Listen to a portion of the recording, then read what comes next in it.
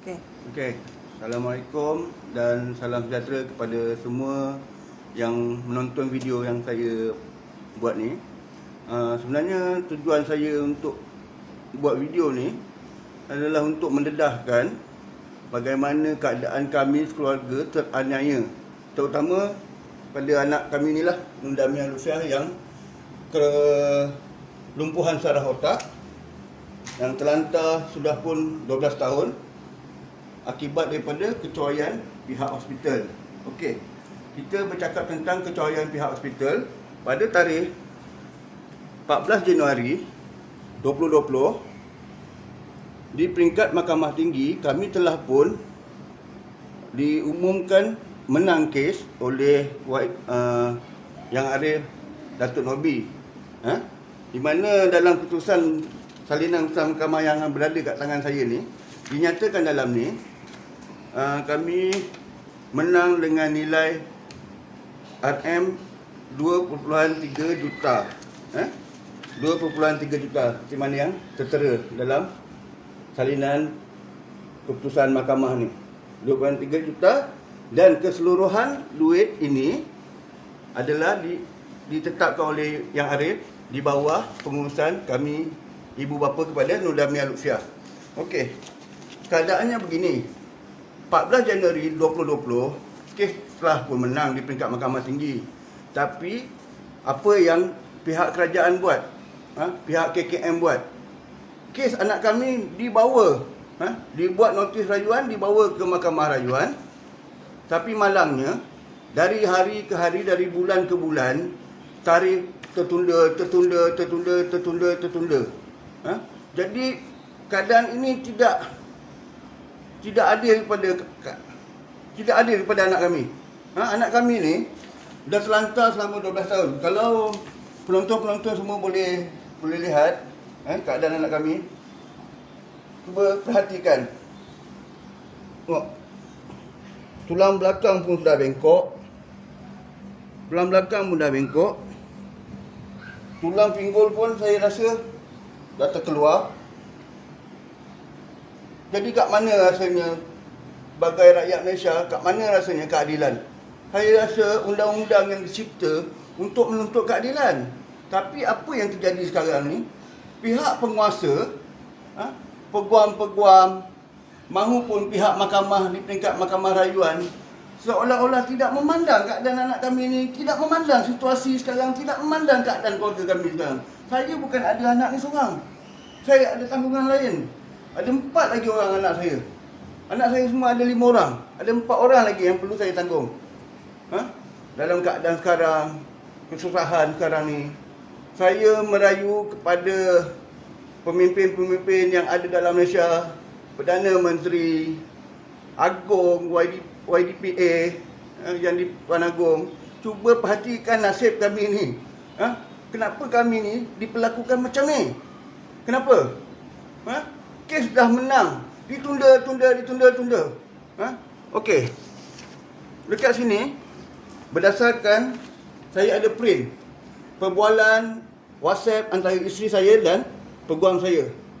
Isteri saya bertanyakan tentang apa yang dirayu oleh pihak kerajaan. Kami nak salinannya, tapi peguam enggan serahkan. Malah dia nyatakan ada lagi satu tarikh untuk pengurusan kes. Yang selama ni tak pernah dimaklumkan kepada kami pun ada tarikh lain. Jadi dengan keadaan itu, saya dan isteri telah pun membuat satu laporan polis menyatakan dalam laporan ni bahawa saya berasa was-was dan curiga berkenaan tentang pengurusan kes anak kami ni.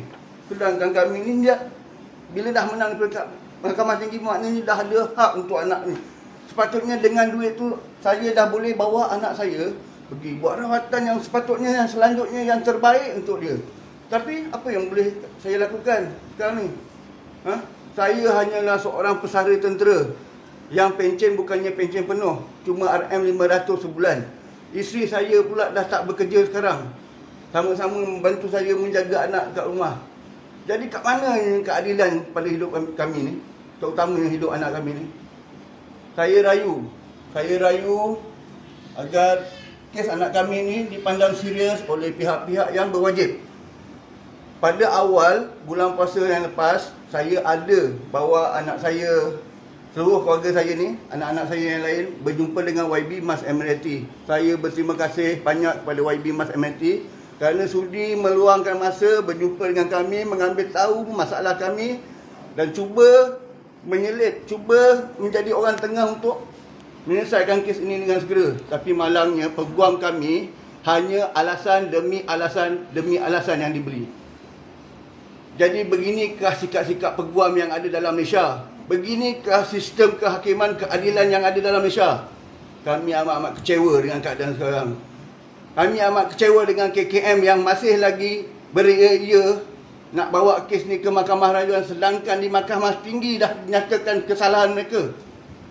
Dah terang-terang kesalahan mereka melakukan kecoyan. Tapi masih lagi nak menidakkan hak anak kami.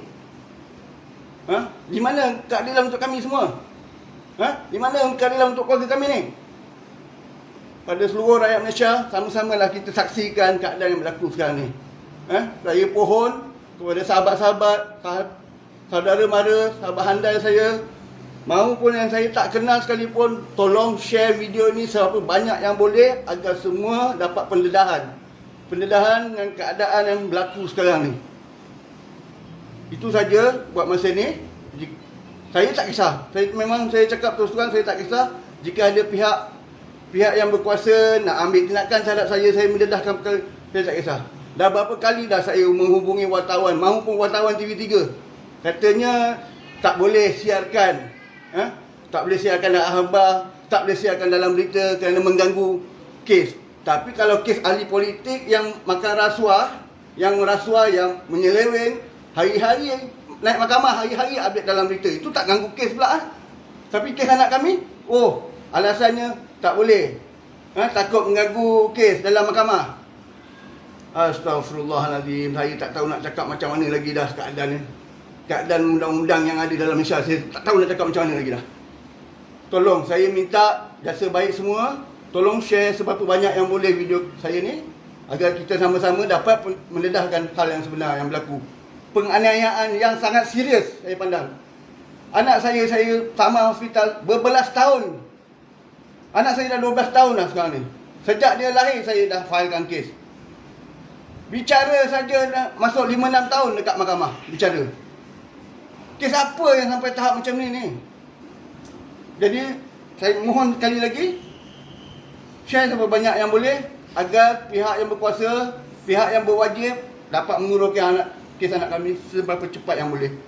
Keadaan anak kami makin lama makin kritikal. Okey, itu saja. Dan setakat ini daripada saya kongsikan kisah saya sekeluarga. Assalamualaikum dan salam sejahtera.